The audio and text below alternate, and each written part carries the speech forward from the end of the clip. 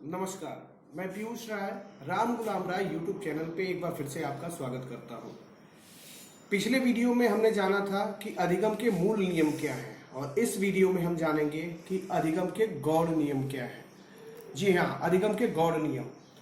Thorndike महोदय ने सीखने की प्रक्रिया में अधिगम के मूल नियमों की व्याख्या तो की, लेकिन साथ ही साथ उन्होंने कुछ द्वितीयक या गौड़ नियमों या सहायक नियमों की भी व्याख्या की थी, जो अपेक्षाकृत मूल नियमों से कम महत्वपूर्ण होते हैं, लेकिन इनका भी सीखने की प्रक्रिया में महत्व होता है, ऐसा थांडाइक महोदय मानते हैं। तो आइए परिचय प्राप्त करते हैं अधिगम के गौड़ या सहायक नियमों से। कुल 5 नियम इस तरह के बताए थे थांडाइक ने। सबसे पहला नियम था बहु अनुक्रिया का नियम। बहु अनुक्रिया का नियम ये बताता है कि अधिगम की परिस्थिति में कोई भी प्राणी विभिन्न तरह की अनुक्रियाएं करता है और इन विभिन्न अनुक्रियाओं में जो अनुक्रियाएं उसके लिए संतोषजनक या उपयुक्त नहीं होती हैं उन्हें वह भूल जाता है, और जो अनुक्रिया उसके लिए उपयुक्त एवं संतोषजनक होती है उसे वह स्वीकार कर लेता है और अपने व्यवहार का भाग बना लेता है। ऐसी स्थिति में हमें चाहिए कि हम कक्ष में बच्चों को स्वयं करके सीखने के लिए प्रेरित करें, क्योंकि स्वयं करके सीखने में व्यक्ति या बालक विभिन्न अनुक्रियाएं करता है और इन विभिन्न अनुक्रियाओं से उसे विभिन्न तरह की अनुभूतियां होती हैं और ये विभिन्न अनुभूतियां उसके अधिगम में कहीं न कहीं से सहायक होती हैं।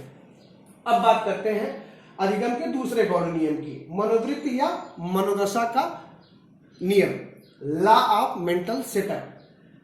इसके अंतर्गत उन्होंने बताया कि किसी भी अधिगम को सफल होने में बहुत हद तक आवश्यक है कि उस अधिगम को जाने वाला व्यक्ति उसके प्रति किस तरह की मनोदशा रखता है। उसकी मनोदशा या मनोवृत्ति उस कार्य को करने में उसकी तत्परता का द्योतक होती है।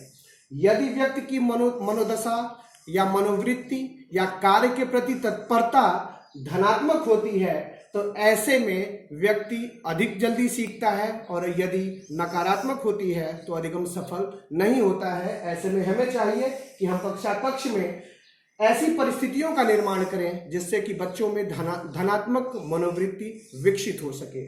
अब बात करते हैं अधिगम के तीसरे गौड़ नियम की, जो है सादृश्यता या अनुरूपता का नियम। ये बताता है कि नवीन अधिगम की परिस्थितियां पूर्व अधिगम के सादृश्य हो तो प्राणी पूर्व अधिगम की अनुक्रिया के सदृश्य ही अनुक्रिया करता है। यानी यदि हम कोई नवीन अधिगम किसी बच्चे को कराते हैं तो उस नवीन अधिगम की सादृश्यता यदि किसी पूर्व अधिगम के सादृश्य हो तो ऐसी परिस्थिति में व्यक्ति अपने पूर्व अधिगम की अनुक्रिया को ही वहां पे घटित करता है।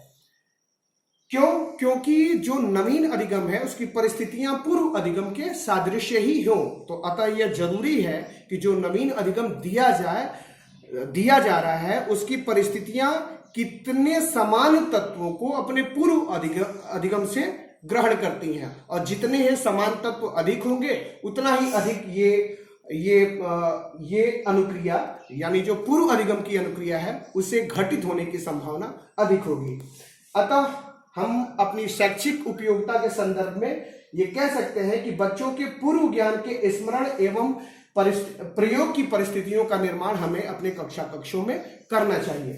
अब बात करते हैं अधिगम के अगले गौड़ नियम को, जिसे हम साहचर्यात्मक स्थानांतरण के नाम से जानते हैं। यह नियम यह बताता है कि कोई भी अनुक्रिया जिसे करने की व्यक्ति में क्षमता होती है उसे एक नए उद्दीपक के साथ भी उत्पन्न किया जा सकता है, और जो नया उद्दीपक है यदि हम उसको बार बार उसकी उस अनुक्रिया के साथ प्रस्तुत करते हैं तो प्राणी उस नए उद्दीपक के लिए भी वही पुरानी अनुक्रिया देने लगता है, और यही आधार बना आगे आने वाले क्लासिकल कंडीशनिंग थियरी की, जो कि पावलोव महोदय ने दिया था। ध्यान रहे यहाँ पे क्रिया का स्वरूप तो समान होता है, यानी प्राणी के द्वारा की गई क्रिया का स्वरूप समान होता है, लेकिन परिस्थितियों में परिवर्तन अवश्य होता है। अब चर्चा करेंगे अधिगम के अगले नियम की। अंतिम गौड़ नियम है तत्व प्रबलता का नियम।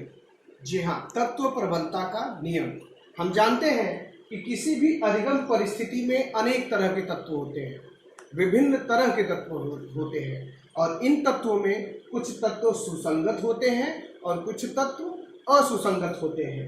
इन सभी तत्वों की, चाहे वो सुसंगत तत्व हो या असुसंगत तत्व हो, इनकी प्रबलता और सार्थकता भिन्न भिन्न होती है, यानी उनकी प्रबलता और सार्थकता एक समान नहीं होती है। इस अवधि में जो सीखने वाला है या जो अधिगम करता है वो सुसंगत तत्वों को, यानी उस अधिगम की परिस्थिति में जो सुसंगत तत्व हैं उनको वो अलग कर लेता है, क्योंकि इन सुसंगत तत्वों की सार्थकता उसके लिए सबसे अधिक होती है।